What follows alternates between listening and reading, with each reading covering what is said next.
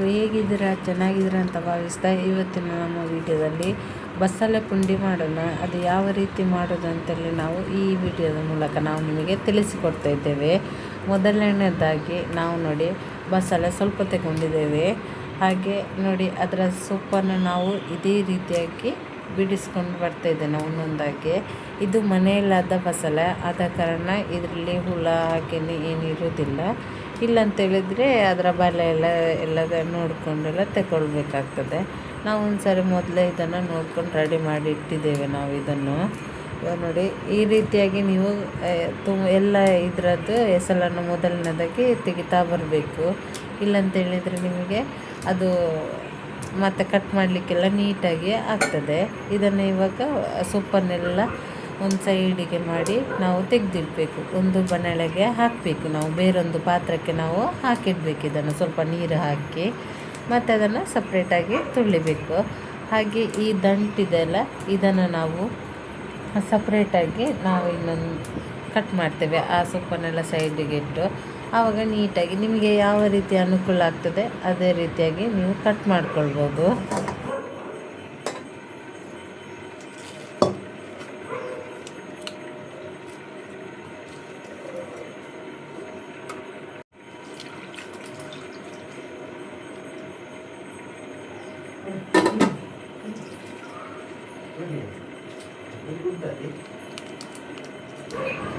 ಈ ರೀತಿಯಾಗಿ ಅದನ್ನು ನೋಡಿ ಸರಿಯಾಗಿ ಒಂದೇ ಸೈಡಿಗೆ ಜೋಡಣೆ ಮಾಡಿ ಇಟ್ಕೊಂಡು ಹೀಗೆ ನಾವು ಹಿಡ್ಕೊಳ್ಬೇಕಾಗ್ತದೆ. ಆವಾಗ ಒಮ್ಮೆಲಾಗ್ತದೆ. ಸ್ವಲ್ಪ ನಿಮ್ಮ ಕೈಯಲ್ಲಿ ಎಷ್ಟು ಅನುಕೂಲ ಆಗ್ತದೆ ಅಷ್ಟನ್ನು ನೀವು ಒಂದು ಹಿಂಡಿಯಾಗಿ ಆಗೋಗಿ ಇಟ್ಕೊಂಡು ಅದನ್ನು ಸಣ್ಣ ಸಣ್ಣದಾಗಿ ಕಟ್ ಮಾಡ್ಕೊಳ್ಬೋದು.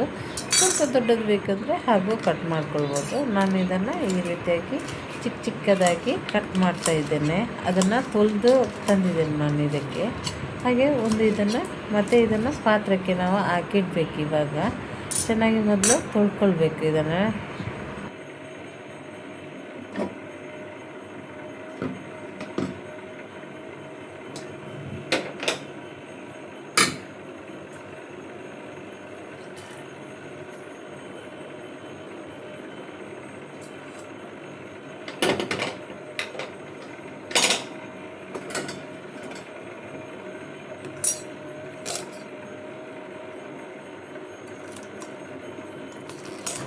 ನಿಮಗೆ ಈ ರೀತಿಯಾಗಿ ಕಟ್ ಮಾಡಿದರೆ ಮತ್ತು ಮಿಡ್ಲಲ್ಲಿ ಹೀಗೆ ಕಟ್ ಮಾಡಲಿಕ್ಕೆ ಚಿಕ್ಕದಾಗಿ ಕಟ್ ಮಾಡಲಿಕ್ಕೆ ಈಸಿ ಆಗ್ತದೆ.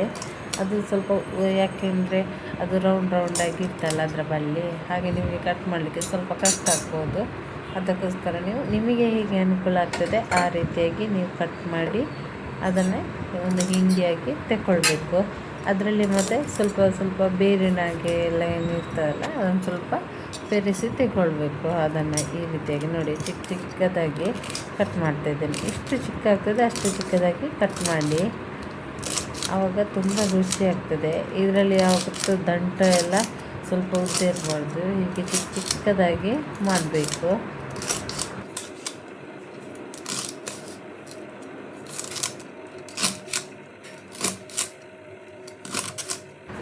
ಇದು ಭಾರಿ ಚೆಂದ ಆಗ್ತದೆ ಮಾತ್ರ. ಈ ರೀತಿ ಬೇರೆ ರೆಸಿಪಿಯನ್ನು ನಾವು ಟ್ರೈ ಮಾಡಬೇಕು ಎಲ್ಲರೂ. ಯಾಕೆಂತೇಳಿದ್ರೆ ನೋಡಿ ನಮಗೆ ಮಕ್ಕಳೆಲ್ಲ ಇದ್ದ ಕಾರಣ ಮತ್ತು ಫ್ಯಾಮಿಲಿ ಎಲ್ಲ ಆದ ಕಾರಣ ನಮಗೆ ಆಗ್ತದೆ ಯಾವ ತಿಂಡಿ ಮಾಡೋದು ಅದೇ ಯೋಚನೆ ಇರ್ತದೆ. ಬೆಳಿಗ್ಗೆ ಯಾವುದು ಮಾಡೋದು, ಮಧ್ಯಾಹ್ನ ಯಾವುದು, ರಾತ್ರಿ ನಿದ್ದೆ ಮಾಡಬೇಕಾದ್ರೂ ನಮಗೆ ಅದೇ ಯೋಚನೆ ಆಗ್ತಾ ಇರ್ತದೆ. ಹಾಗೆ ನಾವು ಒಂದೊಂದು ಐಡಿಯಾ ಮಾಡಿ ಹಳೆ ಕಾಲದನ್ನೆಲ್ಲ ನಾವು ಉಪಯೋಗಿಸ್ತಾ ಇದ್ದೇವೆ ಇವಾಗ. ಹಾಗೆ ಇದನ್ನು ನೋಡಿ ಇಷ್ಟಿಷ್ಟು ಸಣ್ಣದಾಗಿ ನಾನು ಹೆಚ್ಕೊಂಡಿದ್ದೇನೆ. ಇನ್ನು ಇದನ್ನು ಒಂದು ಪಾತ್ರೆಗೆ ಹಾಕಿಬಿಟ್ಟು ಒಂದು ಸಾರಿ ತೊಳ್ಕೊಂಡು ಬಂದರೆ ಸಾಕಾಗ್ತದೆ. ಇದು ಕ್ಲೀನಾಗಿರುವ ಬಸಳೆಯಾಗಿ ಇರ್ತದಲ್ವ. ಸೊ ನಾವು ಒಂದು ಸಾರಿ ತೊಳೆದು ಬಿಟ್ಟು ಮತ್ತು ಸ್ವಲ್ಪ ಇದು ಒಂದು ಪಾತ್ರಕ್ಕೆ ಹಾಕಿಡ್ಬೇಕು ಇದನ್ನು.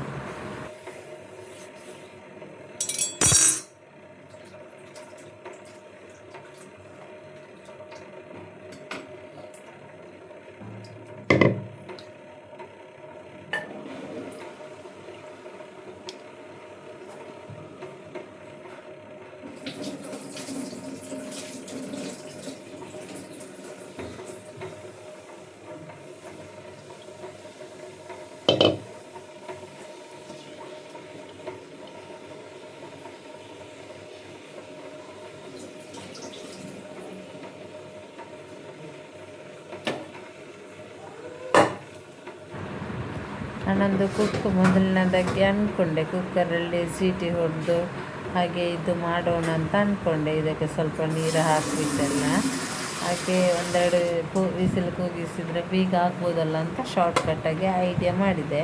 ಹಾಗೆ ಅದು ಮುಳುಗುವಷ್ಟು ಸ್ವಲ್ಪ ನೀರನ್ನು ಕೂಡ ಹಾಕಿದ್ದೆ ಅದಕ್ಕೆಲ್ಲ.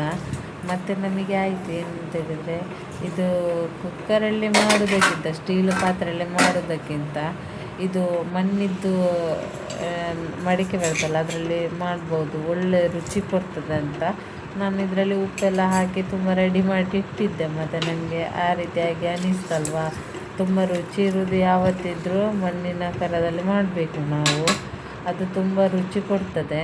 ಹಾಗಾಗಿ ನಾನು ಕುಕ್ಕರನ್ನು ಕ್ಯಾನ್ಸಲ್ ಮಾಡಿಬಿಟ್ಟು ಮಣ್ಣಿನದು ಈ ರೀತಿಯಾಗಿರುವಂಥ ಪಾತ್ರವನ್ನು ನಾನು ತಗೊಂಡಿದ್ದೇನೆ. ಅದು ಉಪ್ಪೆಲ್ಲ ಹಾಕಿದ್ದನ್ನು ಒಂದು ಸಾರಿ ಮಿಕ್ಸ್ ಮಾಡಿ ಇಟ್ಕೊಂಡಿದ್ದೇನೆ. ಅದಕ್ಕೆ ಇವಾಗ ನಾನು ಅದು ರುಚಿ ಬರಲಿಕ್ಕೆ ಒಂದು ಟೊಮೆಟೊ ಹಾಕದ ಒಂದು ಪದಾರ್ಥ ಮಾಡೋದಂದರೆ ಭಾರಿ ಚಂದದ ರುಚಿ ಕೊಡ್ತದೆ ಅಂತ ನನ್ನ ಭಾವನೆ. ಅದಕ್ಕೋಸ್ಕರ ನಾವು ಟೊಮೆಟೊವನ್ನು ಆ್ಯಡ್ ಮಾಡ್ಕೊಳ್ತಿದ್ದೇನೆ. ಆನಿಯನ್ ಯಾರೆಲ್ಲ ತಿನ್ನೋದಿಲ್ಲ ಅವರೆಲ್ಲ ಸ್ಕಿಪ್ ಮಾಡ್ಕೊಳ್ಬೋದು. ನಾನು ಅದು ಟೊಮೆಟೊ ಹಾಕಿ ತುಂಬ ಹುಳಿಗೆಲ್ಲ ರುಚಿಯಾಗಿ ಇರ್ತದೆ ನಿಮಗೆ. ಹಾಗೆ ನಾನು ಇಲ್ಲಿ ಚಿಕ್ಕದಾಗಿ ಕಟ್ ಮಾಡಿದ್ದೇನೆ, ಯಾಕೆಂದರೆ ದೊಡ್ಡ ಹೋಳಾಗಿ ನಾವು ಕಟ್ ಮಾಡಿದರೆ ಅದೇ ಒಂದು ಪದಾರ್ಥದಾಗೆ ಸಿಗ್ತದೆ. ಸೊ ನಾವು ಬಸಳೆ ಪುಂಡಿ ಮಾಡೋದಲ್ವ, ಸೊ ನಾವು ಚಿಕ್ಕದಾಗಿ ಕಟ್ ಮಾಡಿ ಆದಷ್ಟು ಚಿಕ್ಕ ನಿಮಗೆ ಎಷ್ಟು ಆಗ್ತದೆ ಅಷ್ಟು ಕಟ್ ಮಾಡಿಕೊಳ್ಳಿ. ಹಾಗೆ ಒಂದು ಆನಿಯನನ್ನು ತಗೊಂಡಿದ್ದೇನೆ ನಾನು ಇವಾಗ. ಅದರ ಆ ಕಡೆ ಈ ಕಡೆ ಎಲ್ಲ ಕಟ್ ಮಾಡಿ ಅದರ ಸಿಪ್ಪೆಯನ್ನೆಲ್ಲ ತೆಗೆದು ನಾನು ಈ ರೀತಿಯಾಗಿ ಸಿಪ್ಪೆ ಬಿಡಿಸೋದು, ಅಂದರೆ ಸ್ವಲ್ಪ ಈಸಿ ಆಗ್ತಲ್ಲ ಅದಕ್ಕೋಸ್ಕರ. ನೋಡಿ ಅದನ್ನು ಹೀಗೆ ಕಟ್ ಮಾಡಿದರೆ ಅಷ್ಟೇ ಆಯಿತು, ಎಷ್ಟು ಸುಲಭ ಆಗ್ತದೆ ಗೊತ್ತುಂಟ. ಮತ್ತು ನಾನು ನೋಡಿ ಅದನ್ನು ಕೂಡ ಅದಕ್ಕೆ ಆ ಮಣ್ಣಿನದ್ದು ಕರಕ್ಕೆ ಹಾಕಿರ್ತೇನೆ ನಾನು ಇವಾಗ. ಅದು ಅದರಷ್ಟಕ್ಕೆ ಬೇಯ್ತಾ ಇರ್ತದೆ.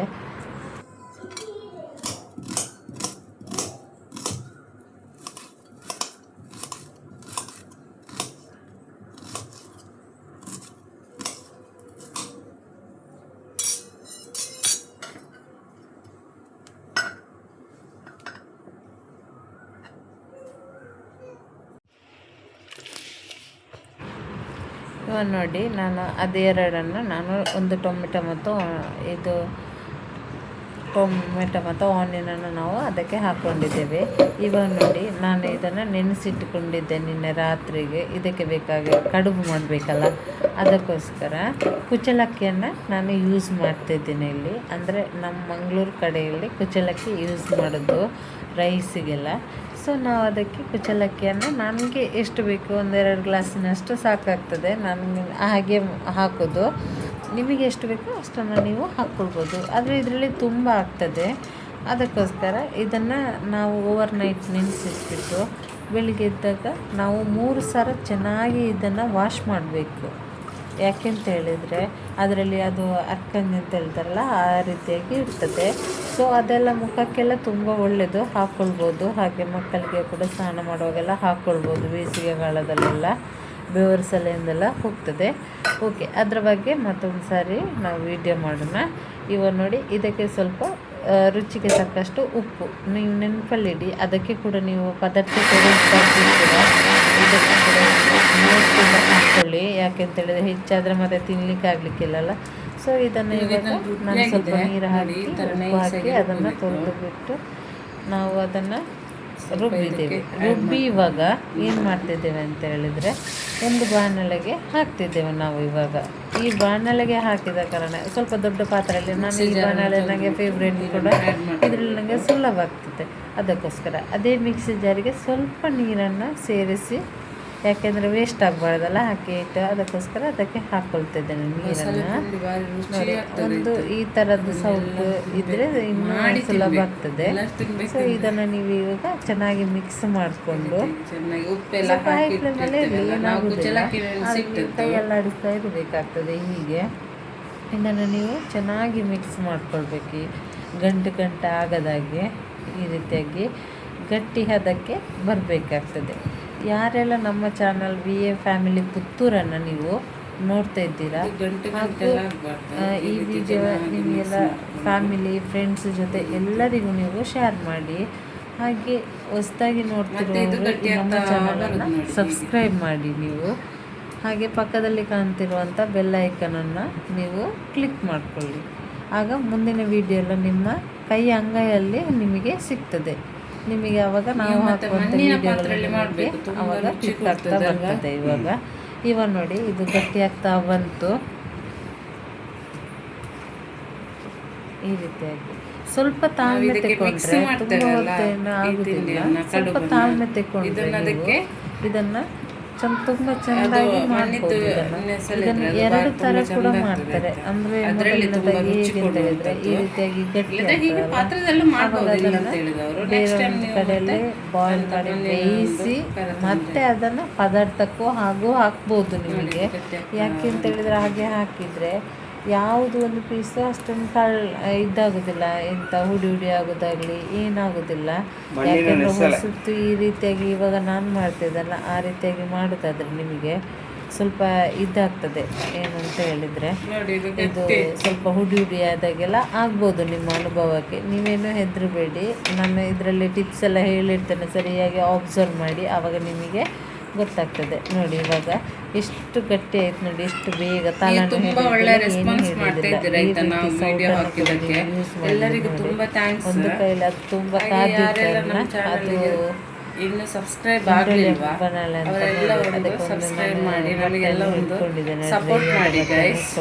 ಹಾಗೆ ನಿಮ್ಮ ಫ್ಯಾಮಿಲಿ ಫ್ರೆಂಡ್ಸ್ ಎಲ್ಲರಿಗೂ ಈ ವಿಡಿಯೋನ ಶೇರ್ ಮಾಡಿ. ತುಂಬಾ ಈಸಿ ಆಗಿರುವಂಥದ್ದು. ಇವನ್ ನೋಡಿ ಕಡುಬಲ್ಲಿ ಬೇರೆ ಬೇರೆ ಥರ ಕೂಡ ಮಾಡ್ತಾರೆ. ನಾನು ನಿಮ್ಮ ಜೊತೆ ಶೇರ್ ಮಾಡ್ಕೊಂಡಿರ್ತೀನಿ. ನಾನು ಇವತ್ತು ಮಸಾಲೆ ಇದ್ದು ಹಾಗೆ ಮಸಾಲೆ ಮಾಡೋಣ ಅಂತ ನೋಡಿ. ಇದು ಇವಾಗ ರೆಡಿ ಆಗಿದೆ. ಇದನ್ನು ಗ್ಯಾಸ್ ಆಫ್ ಮಾಡಿಬಿಟ್ಟು ಇದನ್ನು ಇವಾಗ ಸ್ವಲ್ಪ ತಣ್ಣಗಾಗಲಿದ್ದು, ಯಾಕಂದರೆ ಬಿಸಿ ಮುಟ್ಲಿಕ್ಕೆ ಸ್ವಲ್ಪ ಆಗದವರು ಸ್ವಲ್ಪ ಇದೆಲ್ಲ ಹಳೆ ಕಾಲದಲ್ಲೇ ಹೀಗೆ ಮಾಡ್ತಾ ಇದ್ರು. ನಾವೆಲ್ಲ ಏನಂತ ಹೇಳಿದ್ರೆ ಇದನ್ನ ಒಮ್ಮೆ ಬಿಟ್ಟು ಮತ್ತೆ ವಾಪಸ್ ಮಕ್ಕಳೆಲ್ಲ ಆದ ನಂತರ ಹಳೆ ಕಾಲದ್ದೆಲ್ಲ ನಾವು ಇವಾಗ ಶುರು ಮಾಡೋದು. ಯಾಕೆಂದರೆ ಮಕ್ಕಳಿಗೆ ಹೆಲ್ತ್ ಫುಡ್ ಕೊಡಬೇಕಲ್ಲ, ಅದಕ್ಕೋಸ್ಕರ. ಮತ್ತು ದಿವಸಲು ಬೇರೆ ಬೇರೆ ಫುಡ್ ಆಗಬೇಕು ಅನ್ನೋ ಉದ್ದೇಶಕ್ಕೋಸ್ಕರ ನಾವು ಈ ರೀತಿಯಾಗಿ ಮಾಡ್ತೇವೆ. ಮಕ್ಕಳ ಕಡೆ ತಾಯಿಯಂದಿರಿಗೆ ಆರೋಗ್ಯ ಎಲ್ಲ ಜಾಸ್ತಿ ಗಮನ ಕೊಟ್ಟುಕೊಂಡಿರ್ತಾರಲ್ಲ, ಅದಕ್ಕೋಸ್ಕರ ನಾವು ಟ್ರೆಡಿಷ್ನಲ್ ಆಗಿ ಇರುವಂಥದ್ದೇ ಅಡುಗೆಗಳನ್ನು ನಾವು ಇವಾಗೆಲ್ಲ ಅಪ್ಡೇಟ್ ಮಾಡಿರುವುದು ಕೂಡ ಮಾಡ್ತಾ ಇರೋದು ಕೂಡ. ಓಕೆ, ಇದು ಇನ್ನು ತಣ್ಣಗಾಗಲಿ. ನೆಕ್ಸ್ಟ್ ಇದನ್ನು ಬಾಲ್ ಥರ ಮಾಡಿ ಹೇಗೆ ಮಾಡೋದು ಅಂತೇಳಿ ತೋರಿಸ್ಕೊಡ್ತೇನೆ. ಮತ್ತು ಅದನ್ನು ಹೇಗೆ ಮಿಕ್ಸ್ ಮಾಡೋದು ಅಂತಲೂ ಕೂಡ ನಾವು ಹೇಳಿಕೊಡ್ತೇವೆ. ನೋಡಿ ಇಷ್ಟು ತಗೊಳ್ಬೇಕು ನಾವು. ಇದನ್ನು ಈ ರೀತಿಯಾಗಿ ಮಿಕ್ಸ್ ಮಾಡ್ಕೊಳ್ಬೇಕು. ನೋಡಿ ಈ ಥರ ತುಂಬ ಈಸಿ ಇದೆ ನೋಡಿ. ಗಟ್ಟಿ ಬರಬೇಕು. ನಾವು ಕಡುಬೆಲ್ಲ ಮಾಡೋದು ಬೇರೆ ರೀತಿಯಾಗಿರ್ತಲ್ಲ, ಇದು ಮಾತ್ರ ಹೀಗೆ ನೋಡಿ. ಬಸವಣ್ಣಿ ಇಷ್ಟು ಚಿಕ್ಕ ಚಿಕ್ಕ ಬಾಲ್ ಮಾಡಿದರೆ ತುಂಬ ರುಚಿ ಕೊಡ್ತದೆ.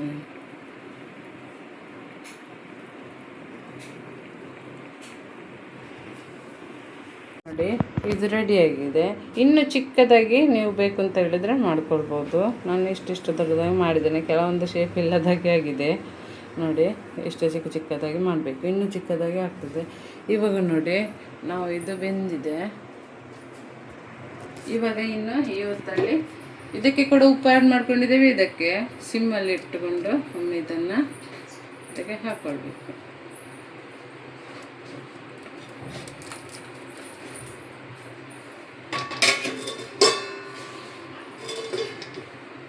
ಇವಾಗ ನೋಡಿ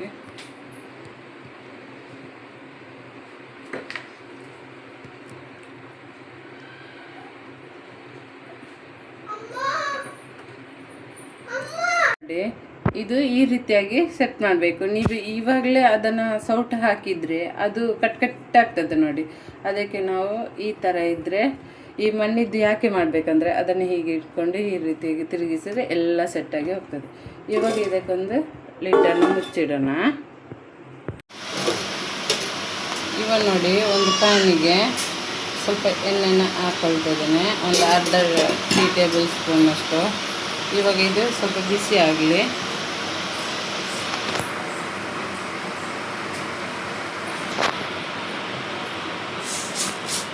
ಇವಾಗ ಇದಕ್ಕೆ ಒಂದು ಅರ್ಧ ಚಮಚದಷ್ಟು ಸಾಸಿವೆ ಹಾಕ್ಕೊಂಡಿದ್ದೇನೆ.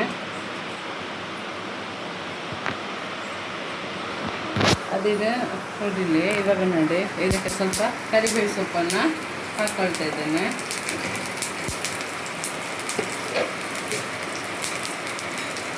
ಈಗ ಒಂದು ಸ್ವಲ್ಪ ತಗೊಳ್ಬೇಕು, ಈ ರೀತಿಯಾಗಿ ಮಿಕ್ಸ್ ಆಗಬೇಕು. ನೋಡಿ ಸಾಸಿವೆ ಸಿಡಿತಿದೆ.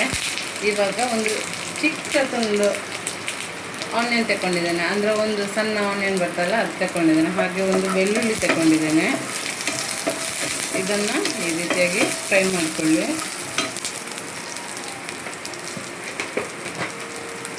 ನೆಕ್ಸ್ಟ್ ಇವಾಗ ಇದಕ್ಕೆ 3 ಮೆಣಸು ಹಾಕ್ಕೊಳ್ತಿದ್ದೇನೆ. ಈ ರೀತಿಯಾಗಿ ಫ್ರೈ ಆಗಲಿ.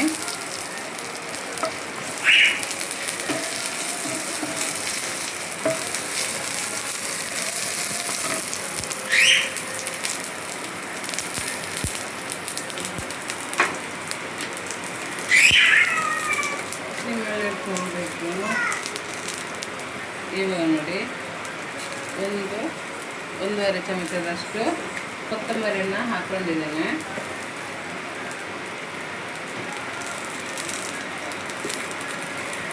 ಒಂದು ಚಮಚದಷ್ಟು ಜೀರಿಗೆ ಹಾಕ್ಕೊಂಡಿದ್ದೇನೆ.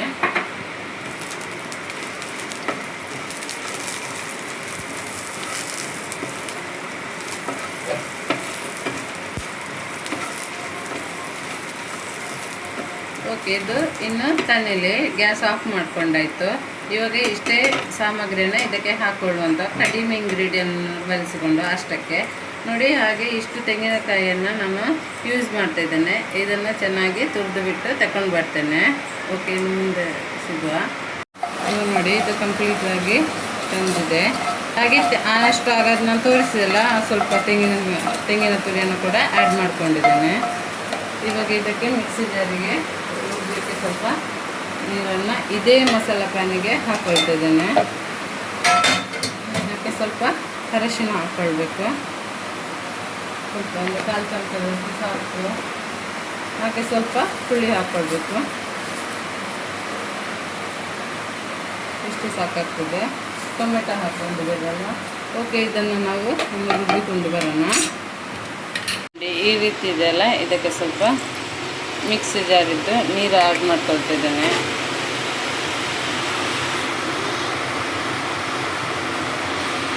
ಮಿಕ್ಸಿ ಜಾರಿದ್ದು ಸ್ವಲ್ಪ ನೀರು ಹಾಕಿದ್ದೆ, ಯಾಕೆಂದರೆ ಅದು ಹಾಕುವಾಗ ಸ್ವಲ್ಪ ಇದು ನೀರು ಎಳ್ಕೊಳ್ತದಲ್ಲ.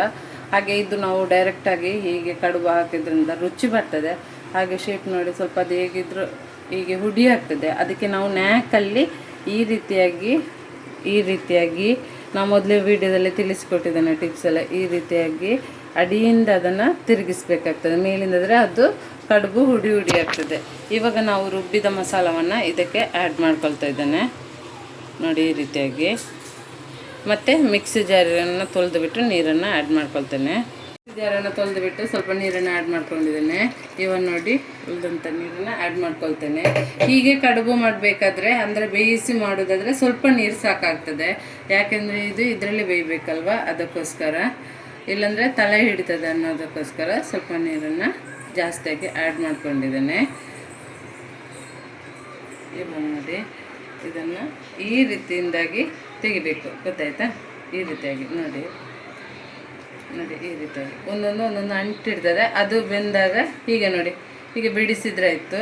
ಹೀಗೆ ನೋಡಿ ನಾನು ತೋರಿಸ್ಕೊಡ್ತೇನೆ ನೋಡಿ. ಇವಾಗ ಇದು ಇಲ್ಲಿ ಸಪ್ರೇಟ್ ಆಯಿತು, ಅದು ಬೇಯ್ತಾ ಹೀಗೆ ಆಗ್ತದೆ. ನಾವು ಏನೇ ಅಡುಗೆ ಮಾಡೋದಾದರೂ ಒಂದೊಂದು ನ್ಯಾಕ್ ನಮಗೆ ಗೊತ್ತಿರ್ತದೆ, ಒಂದೊಂದು ಟಿಪ್ಸನ್ನು ನೀವು ಅದನ್ನು ನೋಡ್ಕೊಳ್ಬೋದು. ಇಲ್ಲಂತೇಳಿದರೆ ನಿಮಗೆ ಮಾಡ್ತಾ ಅಭ್ಯಾಸ ಆಗ್ತದೆ. ಏನು ತಲೆಗೆಲ್ಲ ಏನು ಹೊಡೆಯೋದೇ ಇಲ್ಲ. ಮತ್ತು ನಿಮಗೆ ಅದು ಏನಾದರೂ ಮಿಕ್ಸ್ ಆಯಿತು ಅಂದರೆ ನೀವು ಒಮ್ಮೆಲೆ ಟೆನ್ಷನ್ ಮಾಡ್ಕೊಳ್ಬೇಡಿ. ಹಾಗೆ ಅಕ್ಕಪಕ್ಕದವರದ್ದು ಒಟ್ರಾಸ್ ಟಿಪ್ಸನ್ನು ಕೂಡ ತಗೊಳ್ಬೇಡಿ. ನಮ್ಮ ಮನೆಯವರಾಗೆ ನೆಗೆಟಿವ್ ಆಗಿ ಹೇಳ್ತಾರೆ, ಗೊತ್ತಾಯ್ತಾ? ನೋಡಿ ಇವಾಗ ಇದು ಸರಿಯಾಗಿದೆ. ಇವಾಗ ಇನ್ನೂ ಇದು ಕುದೀಲಿ. ಸ್ವಲ್ಪ ಮೀಡಿಯಮ್ ಫ್ಲೇಮಲ್ಲಿ ಇಟ್ಕೊಳ್ಳಿ, ನೋಡ್ತಾ ಇರಿ.